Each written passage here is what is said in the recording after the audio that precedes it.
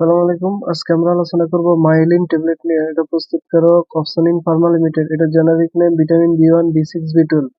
এটা per piece 9 টাকা করে। এটা এক কোটের দাম 270 টাকা করে। নির্দেশনা: কি জন্য মাইলিন ট্যাবলেট খাওয়া হয়? হাতে পায়ে জ্বালাপোড়া, ঝিনঝিন করার জন্য, মাজা ব্যথা জন্য ডাক্তারগণ মাইলিন ট্যাবলেট দিয়ে থাকেন। এছাড়াও এছাড়াও যেখানে প্রাসঙ্গিক ভিটামিনের ঘাটতি রয়েছে। এছাড়াও এই ট্যাবলেটটি নিম্নলিখিত রোগের চিকিৎসার জন্য নির্দেশিত হয়: ডায়াবেটিস, অ্যালকোহলিক বা টক্সিক নিউরোপ্যাথির মতো যে কোনো দীর্ঘমেয়াদী neuropathy, neuritis, neuralgia, cervical syndrome, কাঁধ ও হাতের দীর্ঘমেয়াদী neuropathy, লম্বাঙ্গ sciatica, myalgia, intercostal neuralgia, আরথ্রিটিস zoster, trigeminal neuralgia, মুখপেশির অবসতা। উপাদান: প্রতিটি ট্যাবলেটে আছে vitamin B one, thymine monohydrate, vitamin বি6, pyridoxine hydrochloride, vitamin বি12, cyanocobalamin. Pharmacology: vitamin B one শর্করা, ফ্যাটি অ্যাসিড ও অ্যামাইনো অ্যাসিডকে শক্তিতে রূপান্তর করে, স্নায়ুর স্বাস্থ্য ও মন ভালো রাখে এবং হৃৎপিণ্ড শক্তিশালী করে।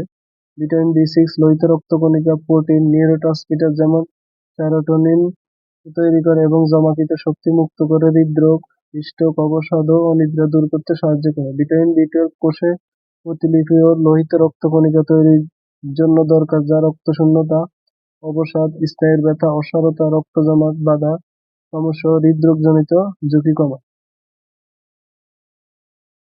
মাত্রা ও সেবনবিধি: দিনে 1 থেকে 3টি ট্যাবলেট করে অথবা ডাক্তারের পরামর্শ অনুযায়ী সেবন।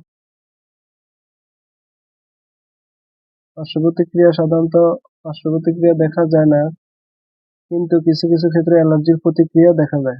গর্ভাবস্থায় স্তন্যদানকালে মুখে সেব্য ট্যাবলেট অনুমোদিত, কিন্তু ইনজেকশনের ব্যবহার বেনজাইল অ্যালকোহলের উপস্থিতির কারণে অনুমোদিত নয়। সতর্কতা: স্পাইনাল কর্ডের ক্ষয় আছে এমন রোগীর ক্ষেত্রে সাইনোকোবালামিন ব্যবহার করা উচিত নয়। সাইনোকোবালামিনের উচ্চ প্লাজমা ঘনত্ব সংশ্লিষ্ট অপটিক নিউরোপ্যাথির চিকিৎসার জন্য ভিটামিন বি12 সাইনোকোবালামিন মূলকটি উপযোগী নয়।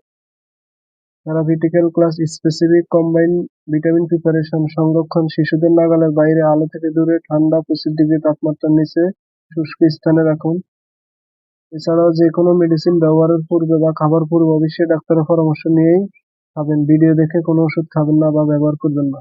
ধন্যবাদ।